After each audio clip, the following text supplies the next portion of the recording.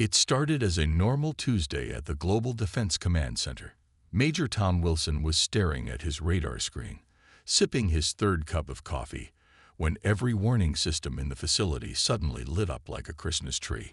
3 massive objects had appeared in Earth's orbit, bypassing all defense systems, as if they weren't even there.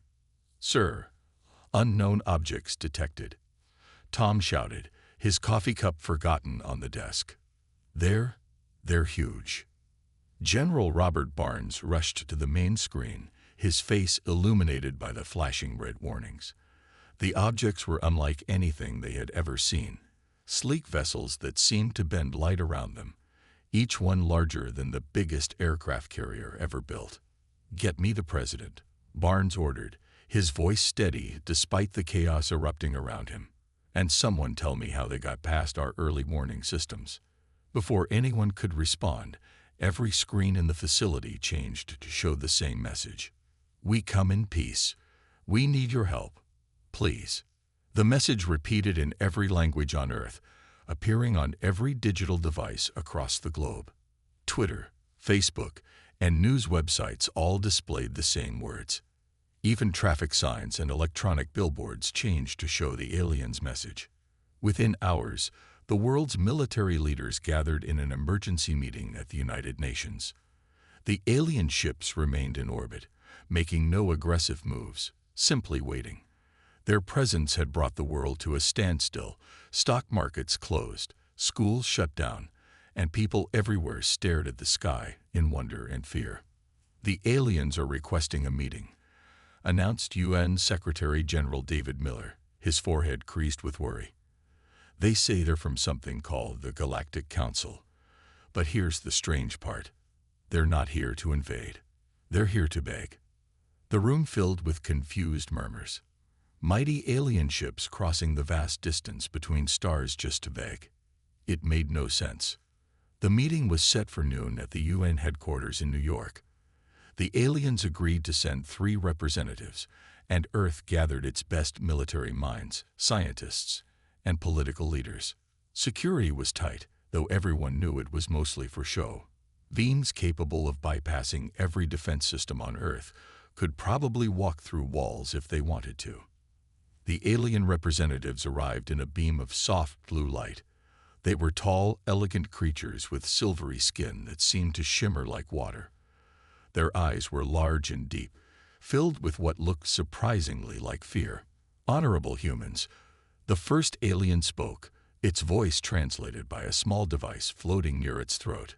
"We come to you with an urgent plea.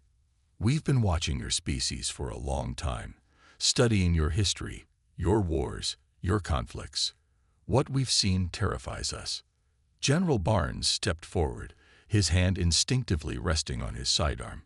"Are you threatening Earth?" The alien's eyes widened. "No, you misunderstand. We're not afraid of your current capabilities. We're afraid of what you could do if you joined the galactic community now. There's a war coming, the biggest our galaxy has ever seen. And your species." The alien paused, its silver skin rippling with what looked like shivers. "Your species knows things about warfare that could destroy everything." "That's ridiculous," said Dr. Emily Ross, Earth's leading physicist. "We're centuries behind you in technology. We haven't even colonized Mars yet." The second alien stepped forward. "Technology isn't everything. Your species has something far more dangerous: creativity in combat. Innovation born from limitation. The ability to take simple tools and turn them into devastating weapons. We've seen what you call guerrilla warfare, asymmetric combat, psychological operations. These concepts don't exist anywhere else in the galaxy. If these ideas spread to the coming conflict..." The alien's voice trailed off. The third alien pulled out a small device, and a hologram appeared in the center of the room. "Let us show you what we've seen. Let us show you why we're afraid. And then, please, promise us you'll stay out of what's coming." The lights dimmed, and Earth's leaders watched in stunned silence as the aliens began their presentation, not yet realizing that this moment would change humanity's place in the galaxy forever. The hologram filled the UN chamber with scenes of destruction that made even hardened military veterans gasp. Two massive spacefaring civilizations, the Bright Empire and the Deep Coalition, were headed toward an inevitable clash that would tear the galaxy apart. "These are the Bright Empire's main battle fleets," explained the first alien, who had asked to be called speaker. The hologram showed thousands of ships that gleamed like stars, each one carrying enough firepower to level a continent. "They control over 40,000 solar systems." General Barnes leaned forward, his military mind already analyzing their formation. "Their ships are too tightly packed," he muttered. "One good hit would take out dozens." The aliens exchanged worried looks. This was exactly what they feared. "And here," continued speaker, "is the Deep Coalition." The hologram shifted to show darker ships, moving in perfect geometric patterns through space. "They control nearly as many systems as the Bright Empire. Both sides believe they must destroy the other to survive." Dr. Ross raised her hand. "Why are you showing us their weaknesses? Surely this is classified information." The second alien stepped forward. "Because you've already seen them. We've been watching your military simulations. Last week, a group of your students at a military academy created battle plans that could defeat either side with just a fraction of their forces. The students thought it was just a game, but they found flaws that our strategists missed for centuries." The hologram changed again, showing a recording from the academy. 6 young cadets sat around a table with tablets, playing what they thought was a new space combat game. But they were actually testing their strategies against real battle data from the galaxy's greatest powers. "Look here," said speaker, pointing to one cadet's screen. This student suggested using small, fast ships to break up their rigid formations. Such a simple idea, but in our millennium of space combat, no one thought of it. We became too focused on big ships and big weapons. We forgot the basics of warfare that your species understands so well. The third alien touched its translation device. "We have more to show you. We've been monitoring all your military activities. Your wars, your exercises, your training. Everything." The hologram displayed scenes from Earth's military history. Guerrilla fighters using simple traps to defeat larger forces, submarines lurking in deep waters, soldiers using terrain and weather to their advantage. Then it showed modern exercises, cyber warfare, drone swarms, and electronic countermeasures. "Your species thinks differently," speaker explained. "You understand something we forgot. That weakness can become strength. That smaller forces can defeat larger ones. That chaos can overcome order." General Barnes stood up, his face red with anger. "You've been spying on us. For how long?" "Since your Second World War," replied speaker. "That conflict changed our view of your species. We watched as you developed nuclear weapons, then chose not to use them again. We saw how you turned the threat of mutual destruction into a tool for peace. No other species has shown such restraint." The room fell silent as the implications sank in. Humanity's greatest weakness, its violent past, had somehow become its greatest strength. UN Secretary General Miller cleared his throat. "You still haven't told us what you want from us. Just to stay out of this war." The aliens looked at each other before speaker answered. "We want more than that. We need your promise not to share your military knowledge with either side. If either the Bright Empire or the Deep Coalition learns how humans think about warfare." Speaker's silver skin rippled with fear. "They would adapt your strategies to their advanced technology. The result would be devastating."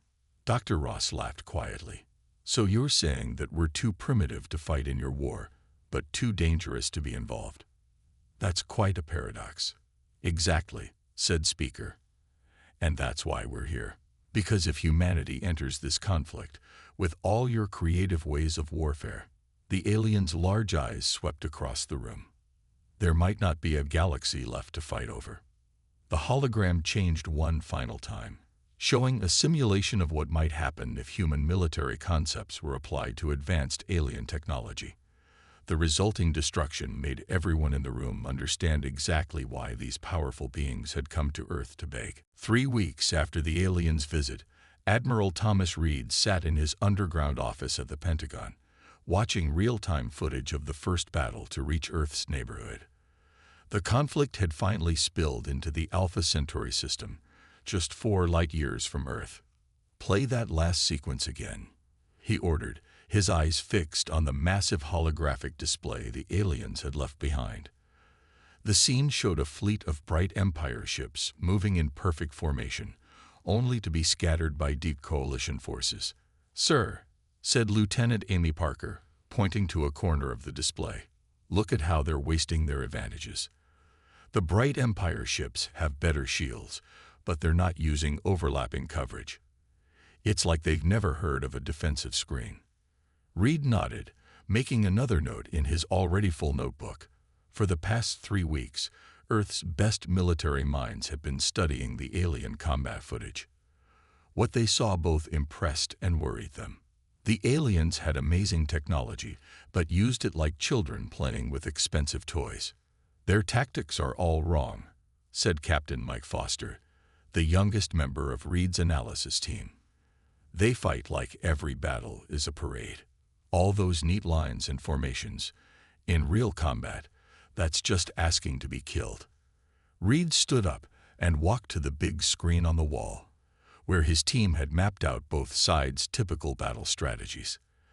"They'd forgotten something important," he said, "something every human soldier learns in basic training.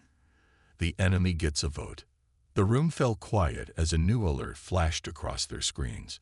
A deep coalition fleet had just appeared near Jupiter's orbit. They weren't attacking.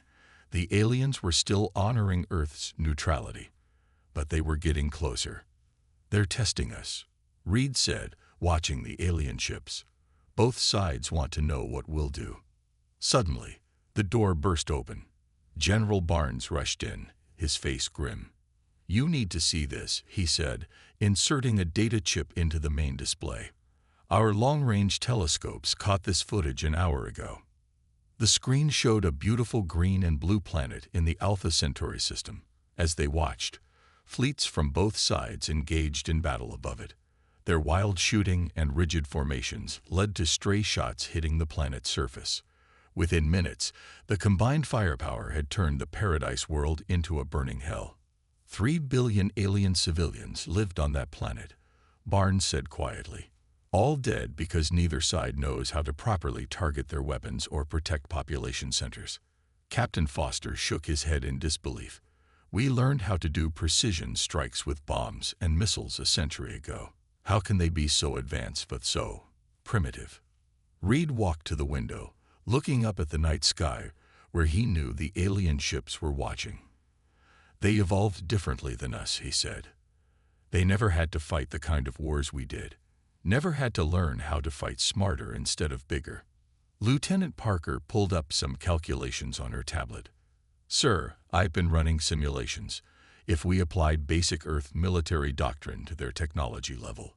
She paused, double-checking her numbers. "Either side could win this war in weeks instead of the years they're spending, and with a fraction of the casualties. And that's exactly what the Galactic Council is afraid of," Reed said, turning back to his team. "Imagine giving a nuclear weapon to someone who's never seen gunpowder. That's what we'd be doing if we taught them how to fight properly." General Barnes looked at the burning planet on the screen. "We need to make a decision soon.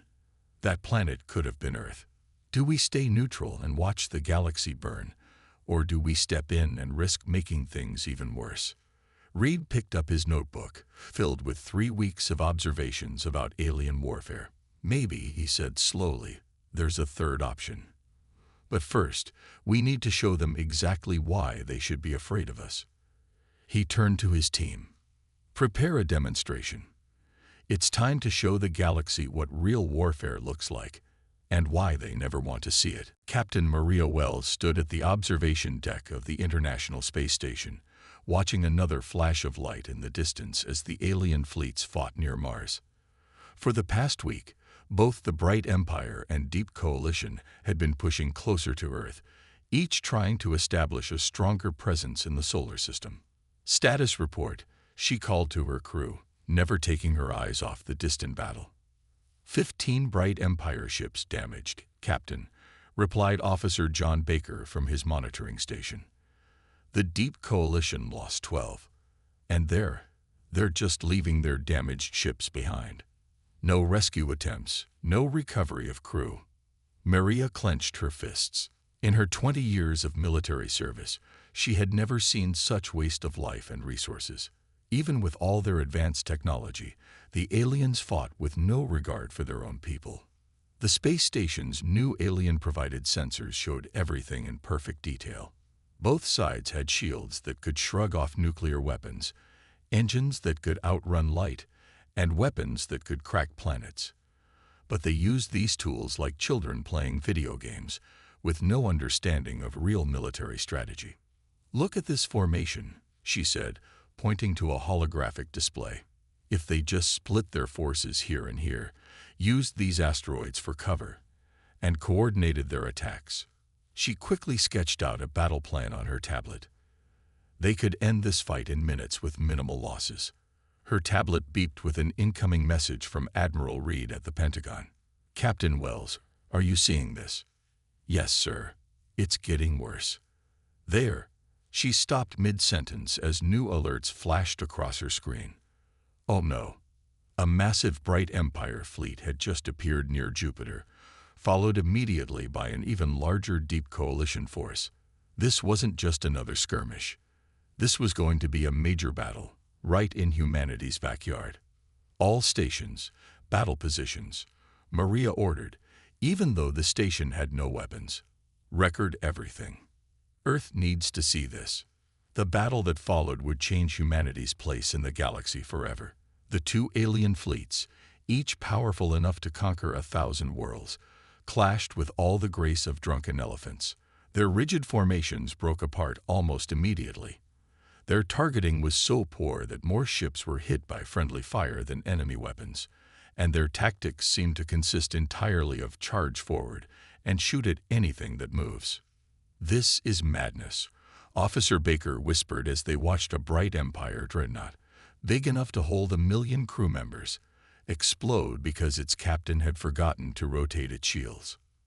Maria had seen enough. She opened a channel to Earth. "Admiral Reed, permission to transmit a tactical analysis.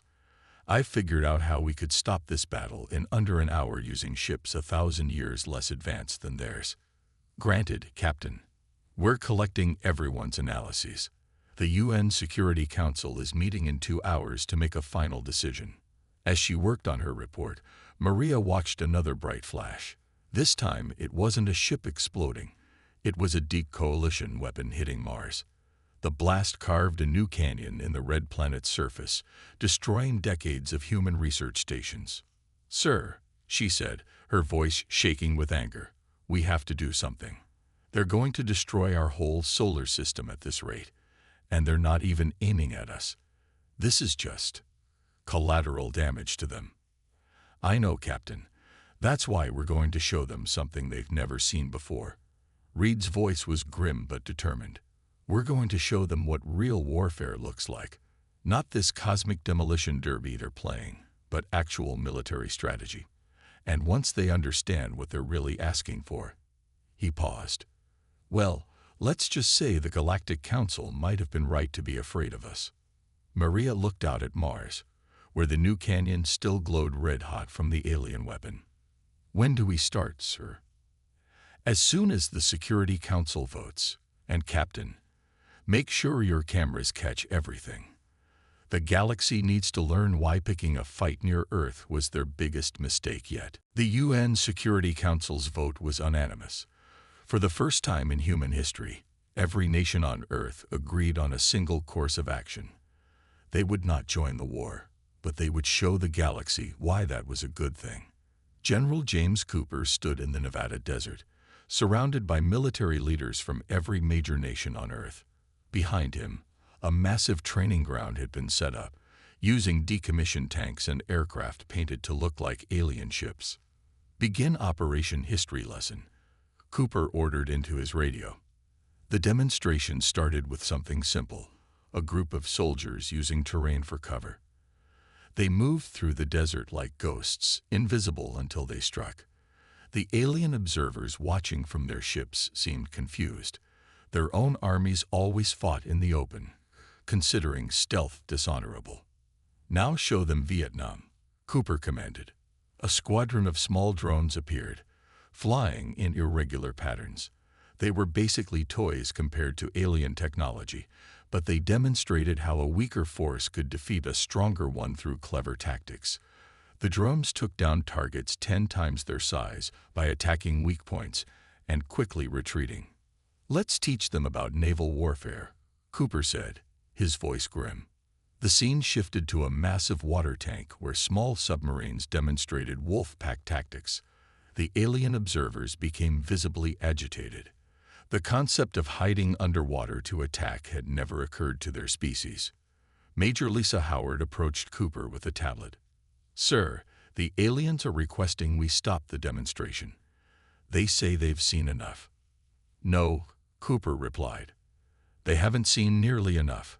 Show them urban warfare." The next demonstration revealed how humans could turn a city into a fortress, using every building, every street, and every sewer as a weapon. The aliens watched in horror as human soldiers demonstrated guerrilla tactics that could turn their neat, orderly formations into death traps. "Now the final," Cooper ordered. "Show them modern hybrid warfare." This was what Earth did best, combining all these elements into one devastating strategy. Cyber attacks shut down target systems. Propaganda confused and divided enemy forces. Small units struck from unexpected directions. Electronic warfare turned enemy technology against itself. "Stop. Please stop." The alien speaker had transported down to the demonstration area, its silver skin pale with fear. "We understand now. This is worse than we imagined." Cooper turned to face the alien. "No, you don't understand yet. Everything we've shown you today was developed when we were fighting with sticks and stones compared to your technology.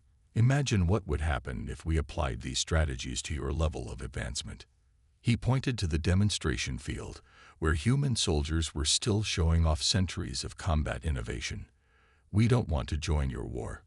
We don't want to teach anyone how to fight like us. But if you bring your conflict to our doorstep again, if you threaten our solar system with your clumsy battles, you'll unleash this on the galaxy." The speaker finished, its translator barely able to handle the trembling in its voice. "Worse," Cooper said. "We'll teach others how to do it too.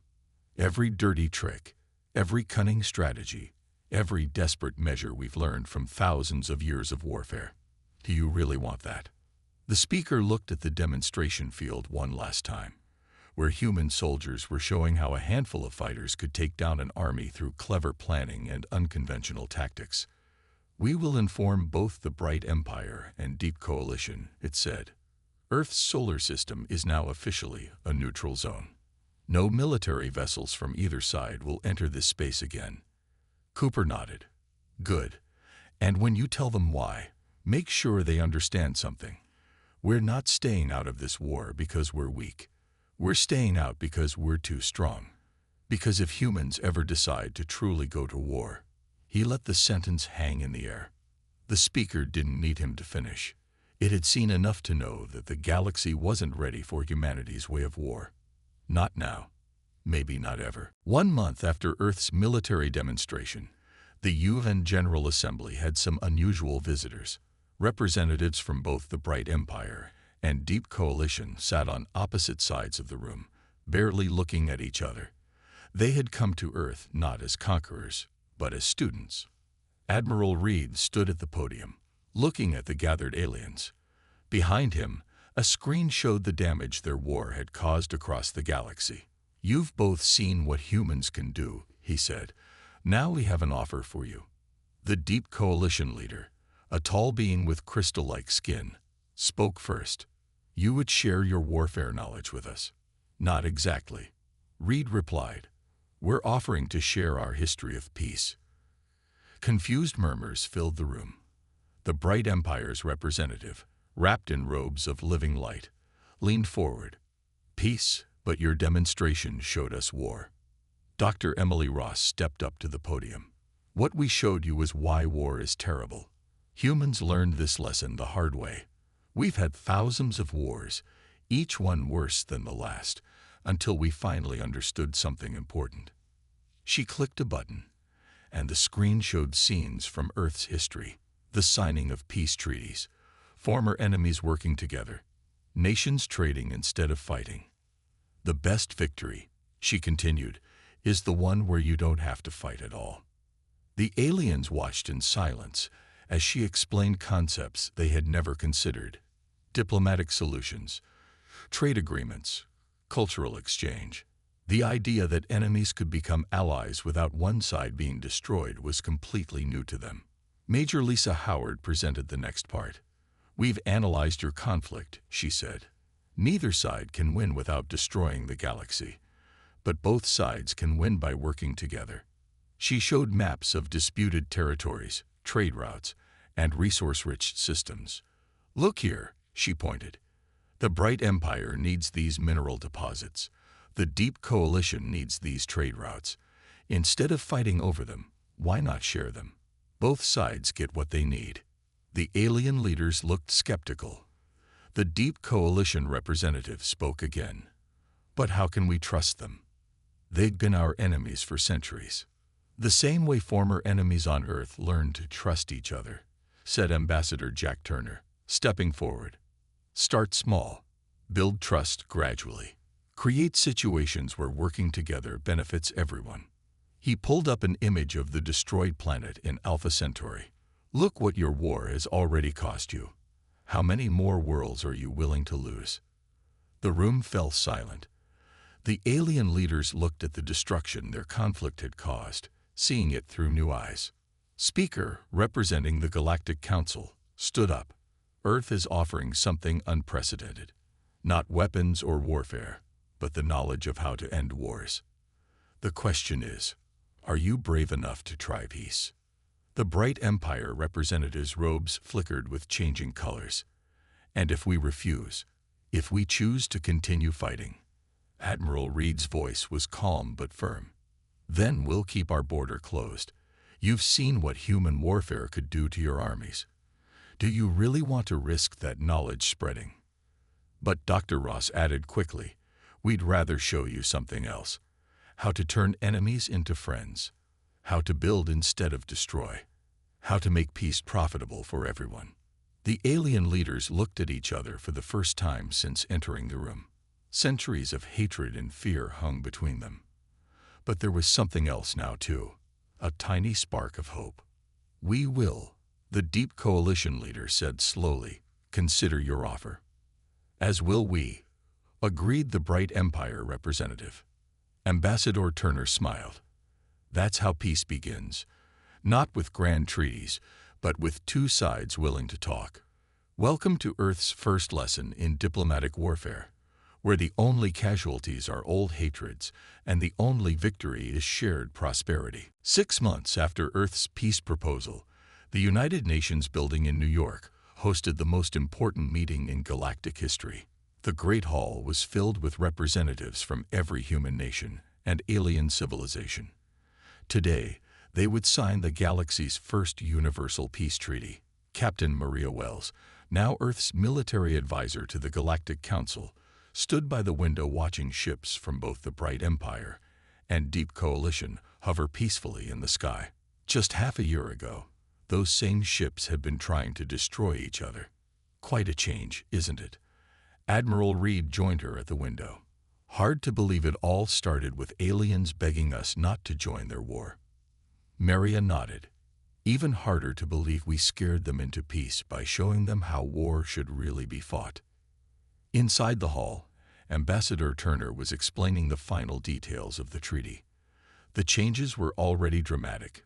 Trade routes had been reopened, joint mining operations had begun in disputed systems, and mixed crews of former enemies were working together on space stations. The key, Turner was saying, is that everyone gets something they need. The Bright Empire gets access to mineral resources. The Deep Coalition gets their trade routes. And everyone gets to live without fear of their planets being destroyed. General Cooper, standing at the back of the room, smiled as he remembered the demonstration that had started all this. "We didn't have to fire a single shot," he said to Dr. Ross. "Just showed them what real warfare looked like, and suddenly peace seemed like a better option." "Fear can be a powerful motivator for peace," she replied. "When we showed them what war could really be like, we gave them a reason to try something different." The speaker approached the podium, its silver skin glowing with pride. "6 months ago, we came to Earth begging humans to stay out of our conflict. We were afraid their warfare knowledge would destroy the galaxy." It paused, looking around the room. "Instead, they taught us something far more valuable: how to live without war." Lieutenant Baker, monitoring the space traffic from his station, sent a message to Captain Wells. "Ma'am, you should see this. The alien ships, they're mixing formations. Bright Empire and Deep Coalition vessels are flying together, protecting each other. They're actually trusting each other." The Deep Coalition leader stood to speak. "For centuries, we thought victory meant destroying our enemies. Humans showed us that real victory comes from turning enemies into friends. And more importantly," added the Bright Empire representative, "they showed us the price of real war. What we were doing wasn't war, it was just destruction. Humans understand war so well that they learn to avoid it whenever possible." Ambassador Turner took the podium for the final ceremony. "Today, we're not just signing a peace treaty, we're creating something new. A galaxy where different civilizations work together instead of fighting. Earth will help maintain this peace, not through force, but through diplomacy and cooperation." As the leaders stepped forward to sign the treaty, Admiral Reed turned to Captain Wells. "You know what's funny? They came here afraid we would teach everyone how to fight. Instead, we taught them how to make peace." "Maybe that's the real lesson," Maria replied. "Sometimes the best warriors are the ones who know exactly why war should be avoided." Outside, the sun was setting over New York, its light reflecting off the alien ships that now protected Earth's solar system together.